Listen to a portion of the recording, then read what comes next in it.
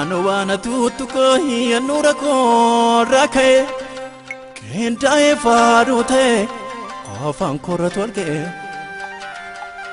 Kalbi ko fude bate senana dubisise Wangoftan ko nafgore Tum sarkisanaf tumse Sena bulebu bulehi adem sadal gafkarka Dukana gufungute Sofa kabaka Wanangofta dan darbe kiyonani huluke Iye farsinan jedao Olman sana tutuke Olman sana tutuke Isho Karamale nademani Chachabindem safin tolu Uftamalem baredani Yalamiko sifaganu Karamale nademani Chachabindem safin tolu Uftamalem baredani Yalamiko sifaganu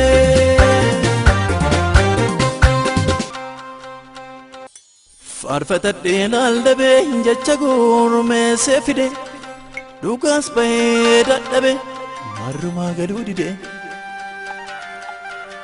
Holma saatu baayate daran garana nyataw Yo kanana salpate memmo gerarulate Khatanaf dadaya se bishan ke sanaf base garamut itimre Galana dana fire Maltas gae farfata yetu goftan injire Lafonati na fure Sena ko jechu saf Dache ragami tire o sinu ragami tire Isho Wangoftan ko naf gode malandu badde mura Jechi yapuni jirare Maltu ibsena fura Baratti barasano barabdin ko bake Barajil bi albate barasimbo rake Anabdu agidduti darkafin tokofte Goftan ko gran reo nabdu fe marifate o nabdu fe marifate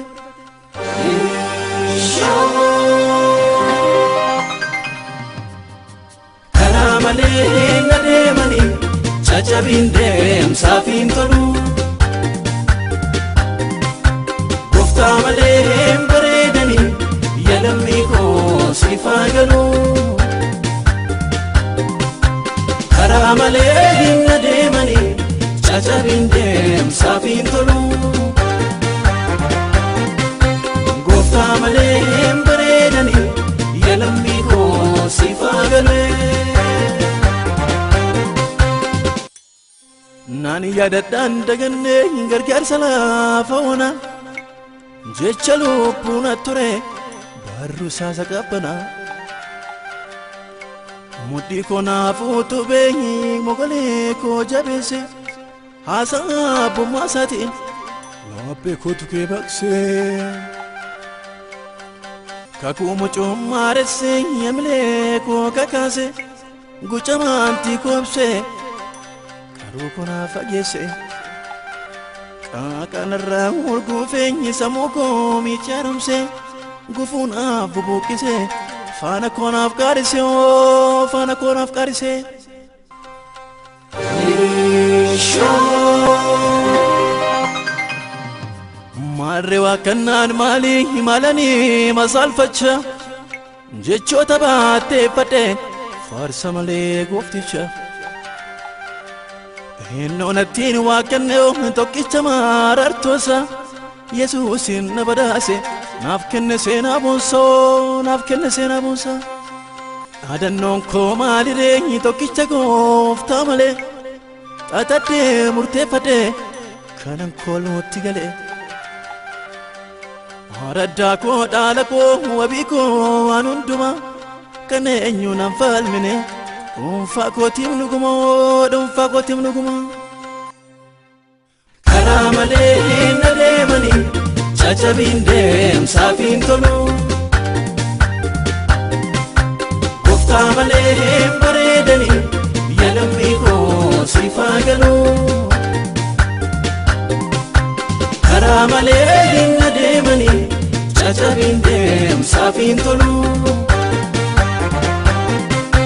Gooftaa malee hin bareedanii yaa lammii koo siif haa galu. Deegaa joorri yaalbisee kan miilli awwaare kan hundaan teellaa tafe kan sammuun ashaare hunduu fuula dhokfatee hin arraamaaqfannaan karaa an kan keetinaan jedhe michuun koo barbaada. Gaafanni naatti godhee harka isaan na qaqqabe seenaan koos achii ka'e achumarraa jalqabe. Hidda koo gadi suuqee lafa naa qabachiise ofii buurate seenaa na jalqabsiise seenaa na jalqabsiise.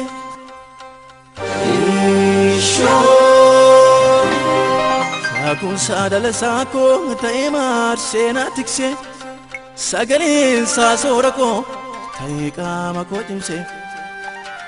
Hafuurri isaa simboo koo ta'ee naa mimmiidhagse boojuu bade dachaase ulaagaa na guuchise ulaagaa na guuchise. Duraaf duuba koo godhee bobbaase na milkoomse wangoo narraa faachise na gabbisee isaan qookse. Saaraan koo walgaadhiifnoon kakurii qaanaaf naqe dubbatee na eebbise ulaan irratti saaqee balbala natti saaqee.